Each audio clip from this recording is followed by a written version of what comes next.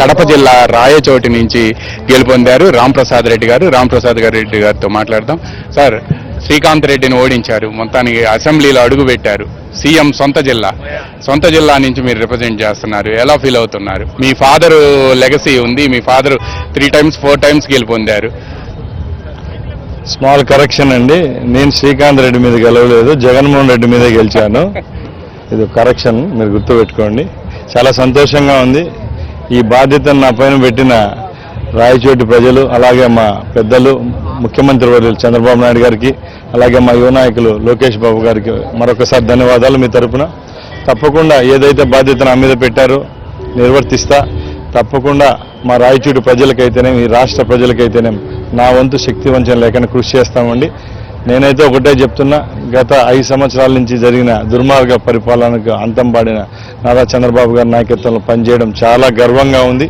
వచ్చే 5 సంవత్సరాల్లో తప్పకుండా పేద ప్రజల పక్షాన్ని నిలబడి ఈ ప్రభుత్వంతో పనిచేసేదానికి అవకాశం ఇచ్చిన ప్రతి ఒక్కరికి పాదాభివందనాన్ని తెలియజేసుకుంటున్నాను. వెంటాడారు, వేధించారు, తర్వాత రాయచోటిలో మీ గెలుపును కూడా అడ్డుకోవాలని ప్రయత్నం చేశారు. ఎలక్షన్ కమిషన్ కూడా మీ దగ్గర నుంచే కంప్లైంట్స్ వచ్చినాయి.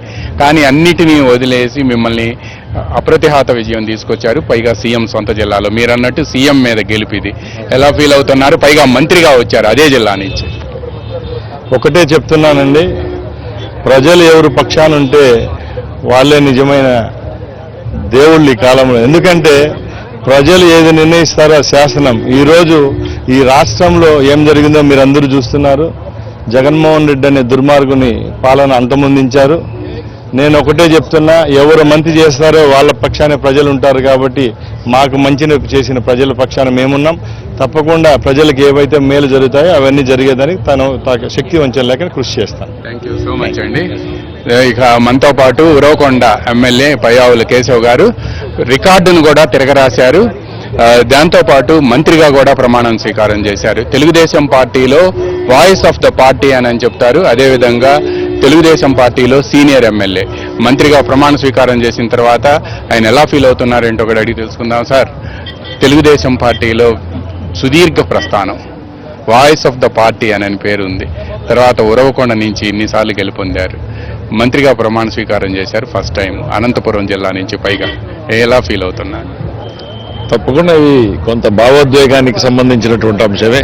ఎందుకంటే దాదాపు 30 సంవత్సరాల సుదీర్ఘ రాజకీయ ప్రస్థానం సాగింది. ఈరోజు ఈ అవకాశం ఇచ్చినటువంటి ఉరవకొండ నియోజకవర్గ ప్రజలకు, తెలుగుదేశం పార్టీ నాయకులకు, అధినాయకుడు చంద్రబాబు నాయుడు గారికి, పవన్ కళ్యాణ్ గారికి, ప్రతి ఒక్కరికి కూడా హృదయపూర్వకంగా ఈ సందర్భంగా ధన్యవాదాలు తెలియజేసుకుంటూ, ప్రజలు ఇచ్చినటువంటి తీర్పుకి తెలుగుదేశం పార్టీ ఇవాళ బాధ్యతను మరింతగా గుర్తు చేసుకుని పనిచేయాల్సినటువంటి పరిస్థితులు కల్పించారు.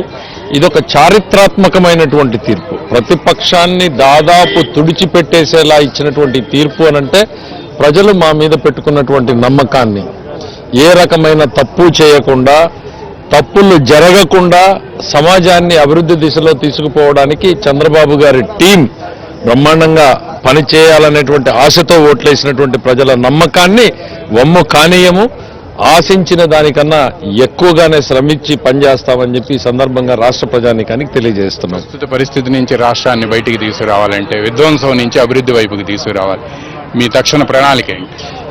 ఇంకా ఇవాళే ప్రమాణ స్వీకారమైంది. తప్పకుండా అసలు రాష్ట్రం ఏ పరిస్థితుల్లో ఉంది, ఆర్థికంగా ఏ పరిస్థితుల్లో ఉంది, లా అండ్ ఆర్డర్లో ఎన్ని రకాలైనటువంటి కేసులు ఏ రకమైనటువంటి పరిస్థితుల్లో ఉన్నాయి, ఇక భూ కబ్జాలు, ఆక్రమణలు, ఇట్లా అన్ని రకాల అరాచకాలని కూడా ఇవాళ నియంత్రించి స్వేచ్ఛా స్వాతంత్రాలతో ప్రజలు జీవించేటువంటి అవకాశాన్ని ఒకవైపు కల్పిస్తూ, మేము చెప్పినటువంటి వాగ్దానాలన్నింటినీ కూడా నిలబెట్టుకుంటూ ముందుకెళ్లేటువంటి బాధ్యత మా మీద ఉంది అనేటువంటిది మాత్రమే ప్రస్తుతం మేము చెప్పగలం. థ్యాంక్ యూ సో మచ్ అండి. ఇది చూస్తూ ఉన్నాం, మంత్రులందరూ కూడా తమ అభిప్రాయాలను ఒక్కొక్కరుగా వ్యక్తం చేస్తూ ఉన్నారు. అయితే వీళ్ళందరికీ కూడా ఇంకా శాఖలు కేటాయించాల్సి ఉంది. ఇప్పుడు ప్రస్తుతం మనం ప్రమాణ స్వీకార వేదిక దగ్గర ఉండే గ్రీన్ రూమ్లో ఉన్నాము. ఈ గ్రీన్ రూమ్లో అందరూ కూడా చాలా విషయాలు కూడా చెప్తూ ఉన్నారు. అయితే తాము తక్షణం మాత్రం రాష్ట్రాన్ని అభివృద్ధి చేయటమే తక్షణ కర్తవ్యం అని చెప్పి కూడా మంత్రులంతా చెప్తూ ఉన్నారు. వీడియో జర్నలిస్ట్ నాగరాజ్తో రామారావు, ఏబిఎన్ ఆంధ్రజ్యోతి.